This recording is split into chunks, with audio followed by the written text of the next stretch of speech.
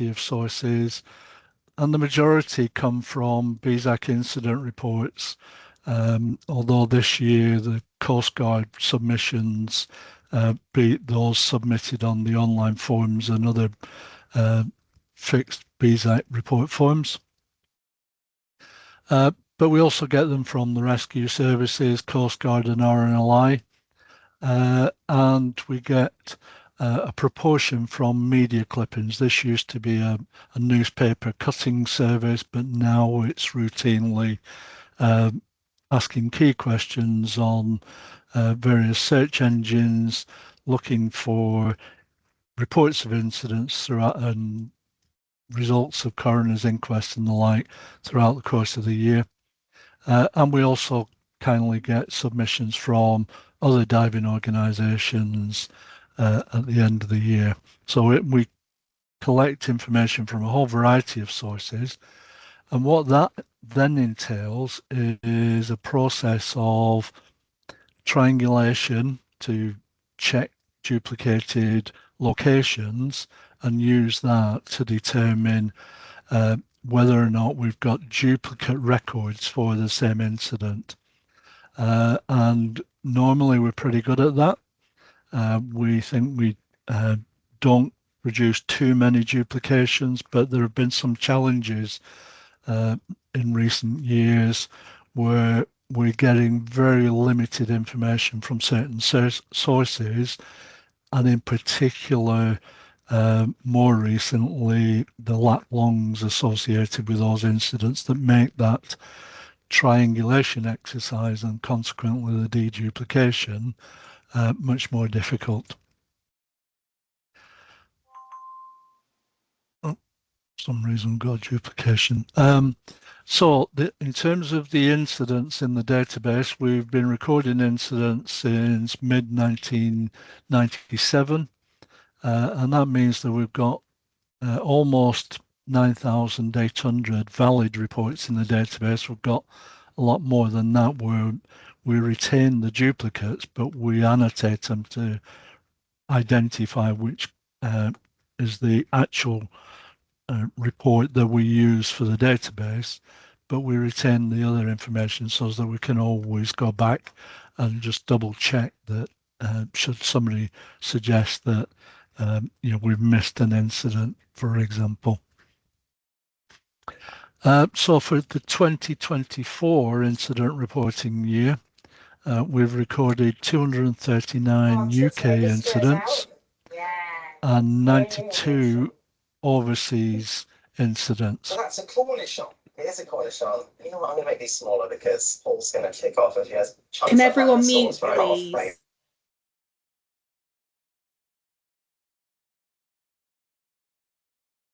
Okay. So what we've seen over recent years is we saw a fairly steep decline in the incidents or in the level of participants in diving and consequently incidents, we believe, from 2011, shown in the yellow hashed line there. And the other notable factor that I'm sure we all remember is that wonderful year that we had in 2000 with 2020 with the COVID pandemic, which led to a very, very significant curtailment of diving activities and in fact all activities, and so a consequent decrease in the number of incidents.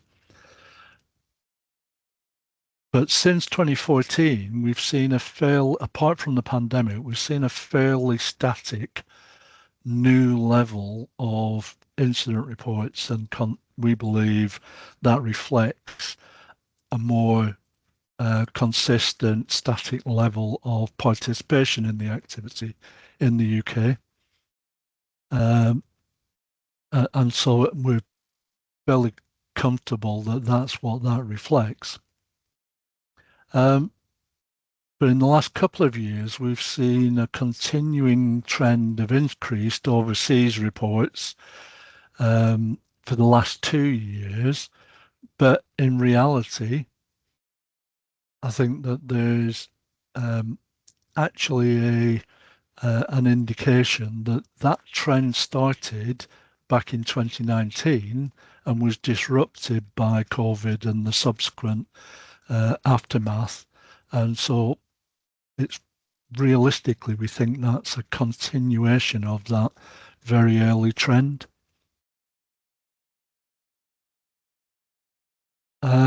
So from this point on, the rest of the analysis only looks at UK reports and analyses that.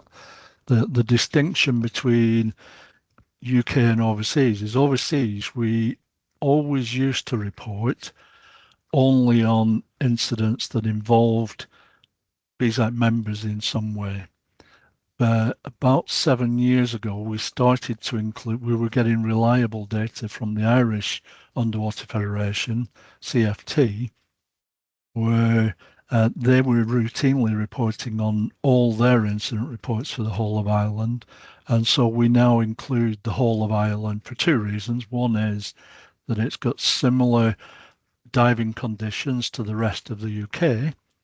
And the other is that we're getting significant reports added to that. So we distinguish that in the published report by including the term error after any overseas reports that take place in the Republic of Ireland.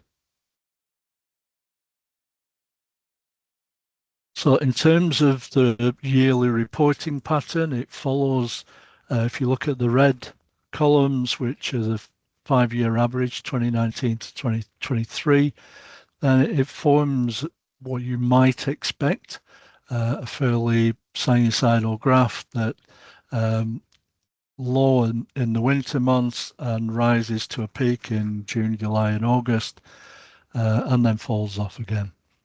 And that's been a fairly steady state for the last few years. But every year there are things that stand out.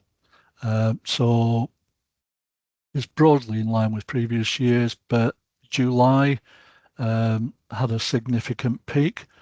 But that in itself isn't unusual. We quite frequently see peaks either in June, July, or August, and it's very closely related to the prevailing weather at those times and divers doing what divers do, which is to go out, take the opportunity to go out and dive in good conditions.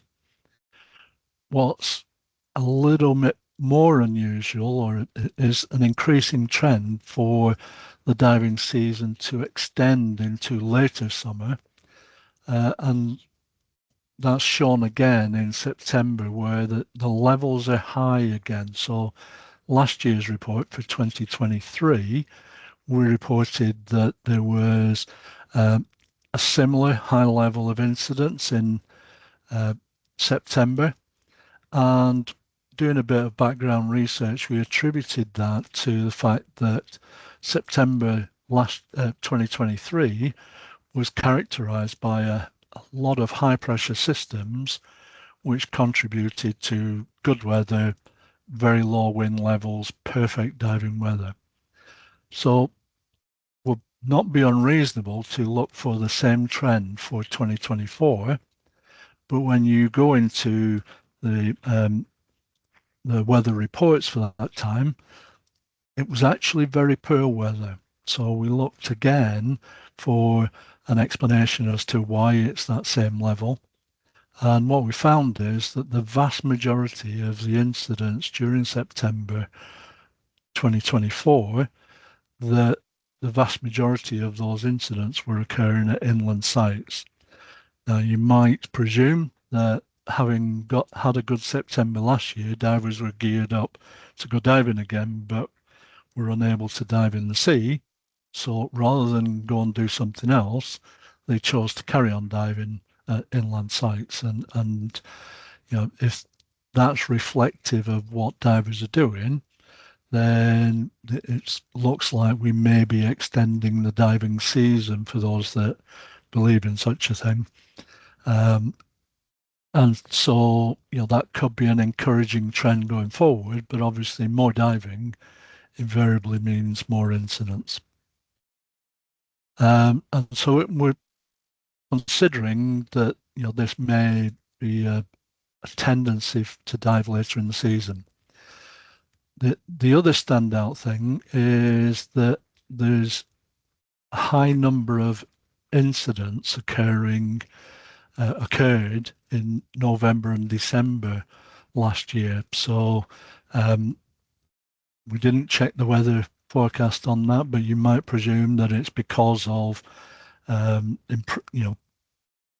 very clement weather conditions allowing for more activity, but that's not always the case. You'll see in one incident that was reported with 3 divers choosing to go out diving in a very substantial gale in a small boat and ended up washed up on rocks and had to be rescued by helicopter.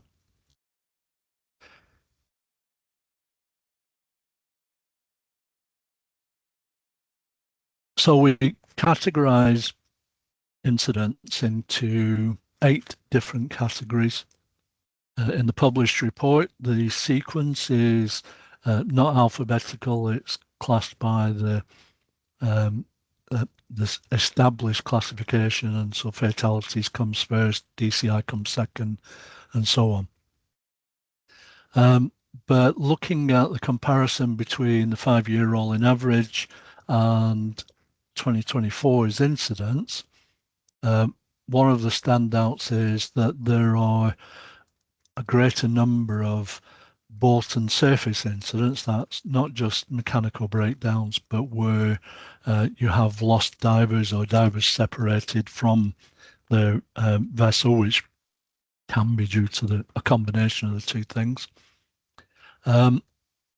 And this isn't necessarily something to be worried about because of the we don't have sufficient data to say it is a real big problem, and it would only be a 2 or 3 years worth of data that would give us an clearer indication of that.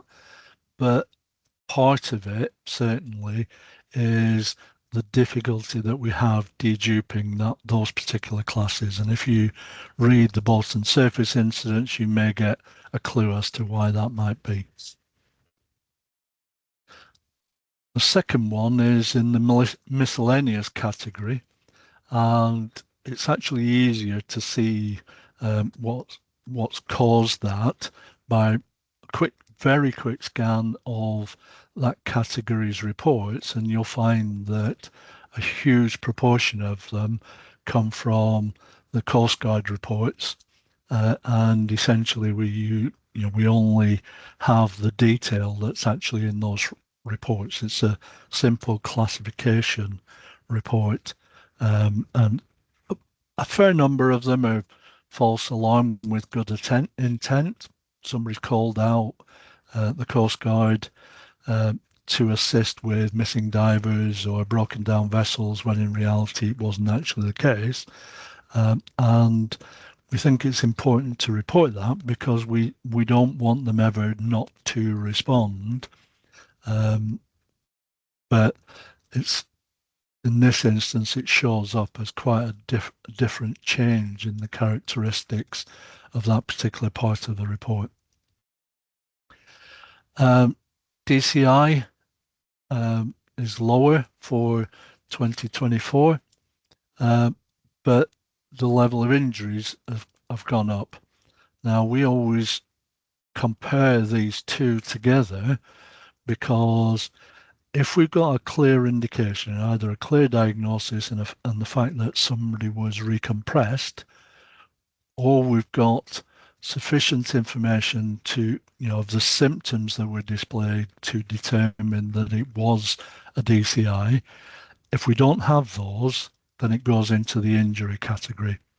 And so from year to year, we may get more information, in which case the DCI increases. But if you look at the two together and add the two columns together, it's a fairly average year if you took DCI and injury as one incident or one classification.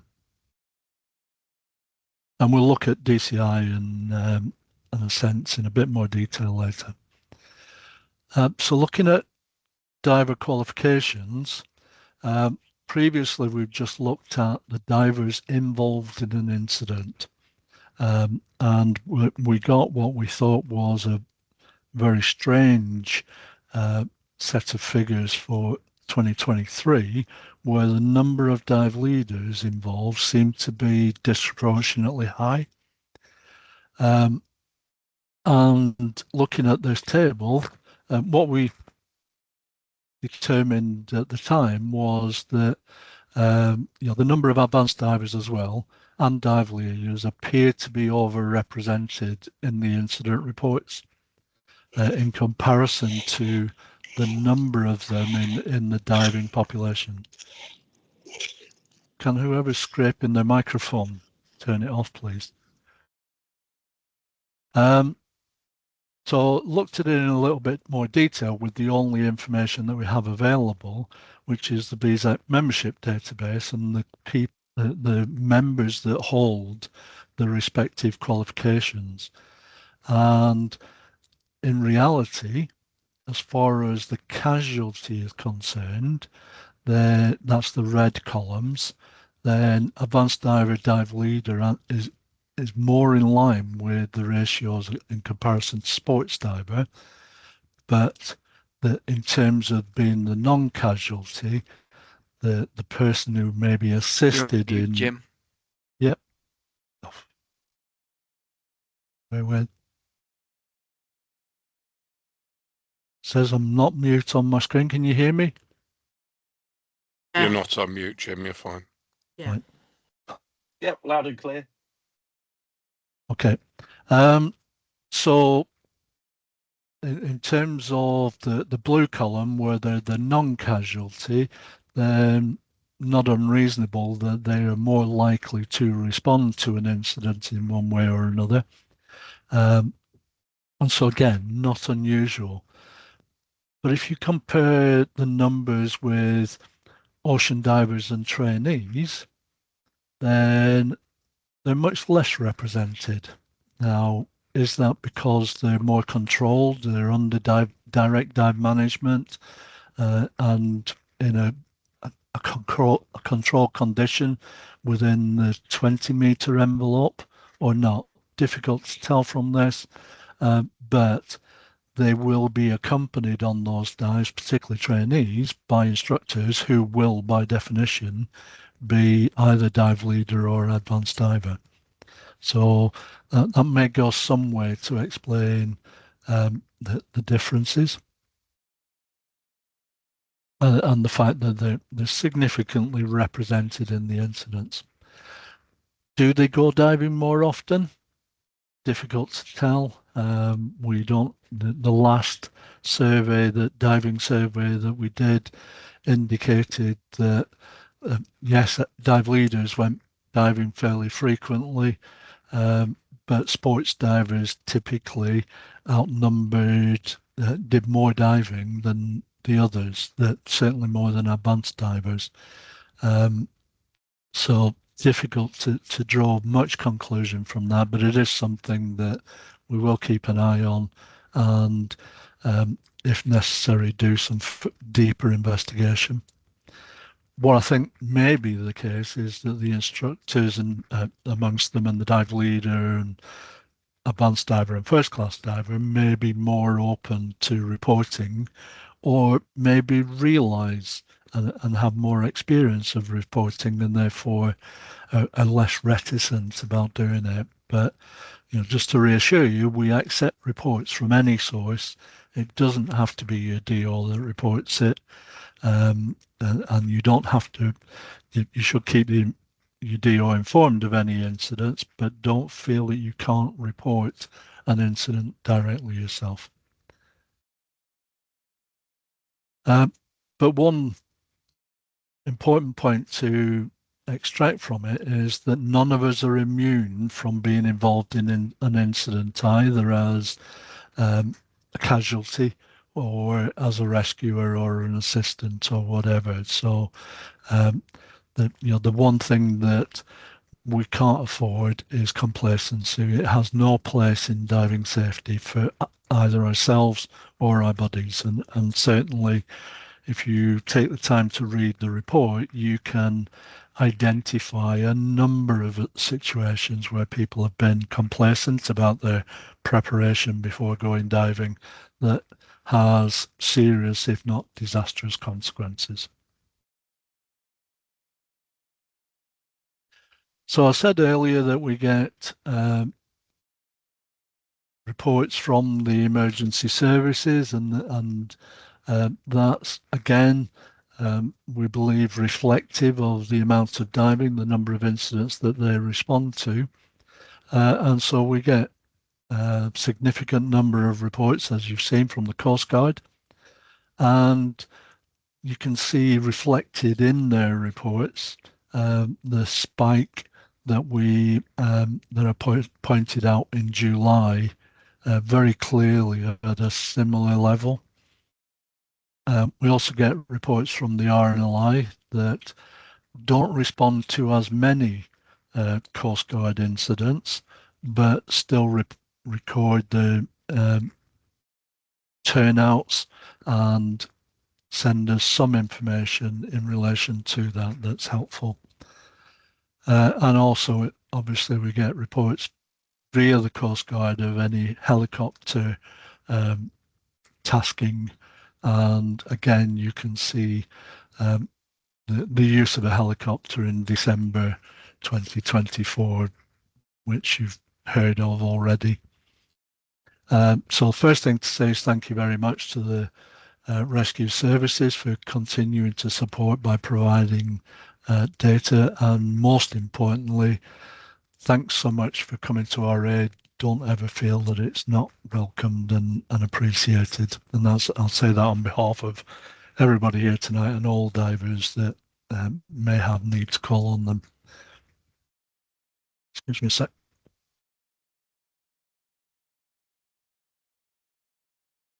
So the data that we use for the next couple of slides is used as a set of normalized data by using the BSAC membership numbers as a proxy to try and level out any spikes. But really all it's looking at is trends over a sort of 15-year period.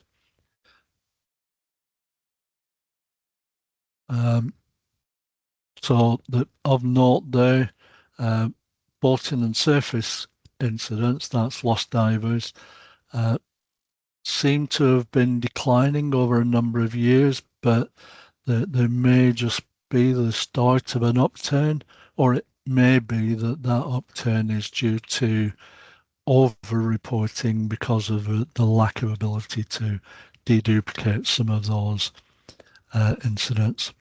And similarly, a rise in miscellaneous incidents. It may just be more reporting and use of that, but read the section and judge for yourself what it might be. Injury incidents are about the only other area where there is currently a slight upturn in the number of incidents, reported incidents, but bear in mind what I said earlier about needing to look at that in conjunction with the DCI to get a better overall picture. But for DCI, in a sense, that there has been a continuous, pretty much steady decline in the number of reported incidents over the whole period that this covers. So we'll look at each of those in a little bit more detail to see if we can draw out some of the factors that may be involved. So factors leading to DCI, we look at 4 of them. So diving below 30 meters, missed stops, rapid ascents, and repeat diving. And depth below 30 meters, rapid ascent, and missed stops are all showing that they continue to fall, but most importantly, they aren't zero. They're a way off yet. Certainly, the rapid ascents which is starting to show a very slight incline. But that leaves repeat diving, which means doing more than one dive a day and or repeated days diving. And the advice is to take a break if you're doing more than 3 days diving, in order to allow that some of the excess nitrogen or nitrogen and helium to be released from the system. And for some time now, that's generally been trending upwards. The other thing to bear in mind is that more than one factor may be implicated in a DCI. And so if you're on a long series of repeated dives and you have a rapid ascent from 30 meters, the consequences are going to be greater than if it was the first dive of the day and you'd only gone to 20. So it comes back to not being complacent, not thinking that you're bulletproof. We aren't. We're all susceptible to these things. And so just use a bit common sense. And then looking at ascent factors, they were all pretty much rising until 2020. And they've been either in decline or stable since then. The panic may be a concern in that it's a steady trend. So it's less than 5% across, less than 2.5% most of the time. But if it's not just a panic, it's the fact that it's leading to an ascent whilst panicking as a result. So we need to be very cautious at looking at that and decide whether or not it's the panic that causes the ascent, and if so, why. And it's not limited to the people you might anticipate, to new divers. It's across the board. It's divers of all levels and qualifications. Admittedly, more inexperienced and more susceptible to it, but we're all capable of it.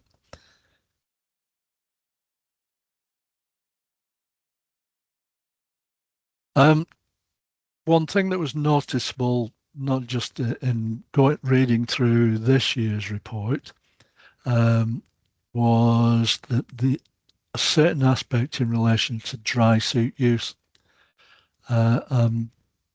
What I would strongly recommend, which is what Claire and myself did, is we read the synopsis for the last 2 years just to get sufficient data. And within that, there were 18 instances of feet first or a dive being aborted due to air migrating to the feet of a dry suit. And in a number of those instances, the feet came out of the boots and or fins, resulting in lost fins, lack of mobility, and a comfortable time for the diver certainly, and often their buddy as well. And so from that, the incident report contains a recommendation aimed at divers, but also instructors and senior dive managers, to make sure that students get proper dry suit use education and that the suit fits well. And in particular, the fit around the feet. So you don't put a very small person in a gentleman's dry suit with size 12 boots and just stick some extra socks on them. That's not an appropriate way of approaching it. So a brief look at fatality factors.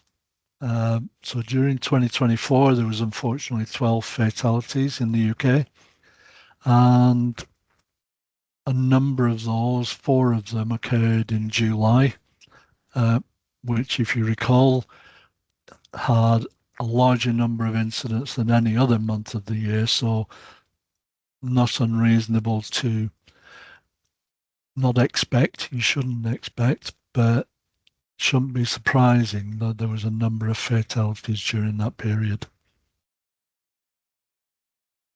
But given the amount of diving that occurred in November and December, there was 2 fatalities reported in November and 1 in December. And again, that is abnormal in comparison.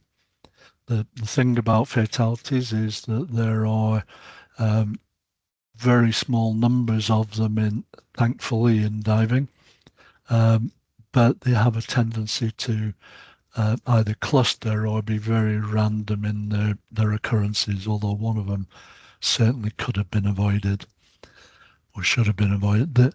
So some factors, not all of them. So 2 of those deaths were confirmed due to a medical condition, so something that wasn't foreseeable. And the details of those conditions are in the relevant reports.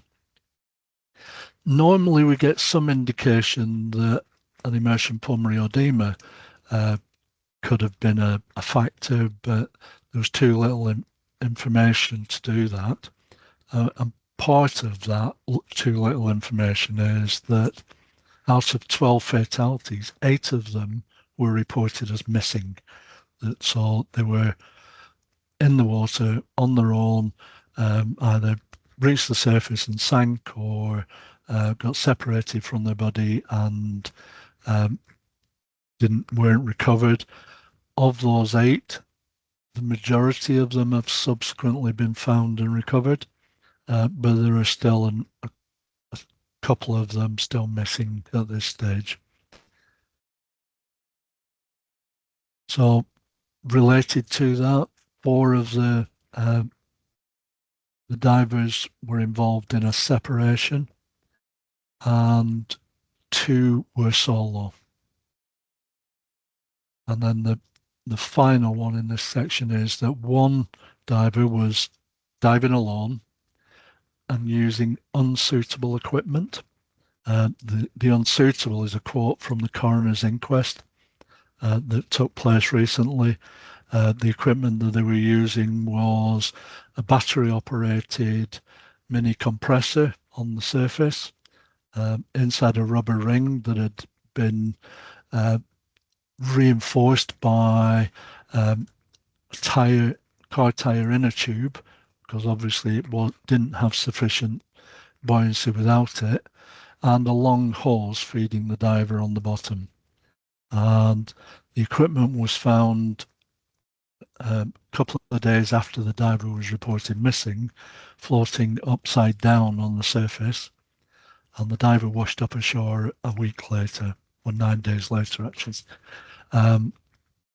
So, the fact that the coroner described the equipment as unsuitable for use, certainly in the UK, is very telling.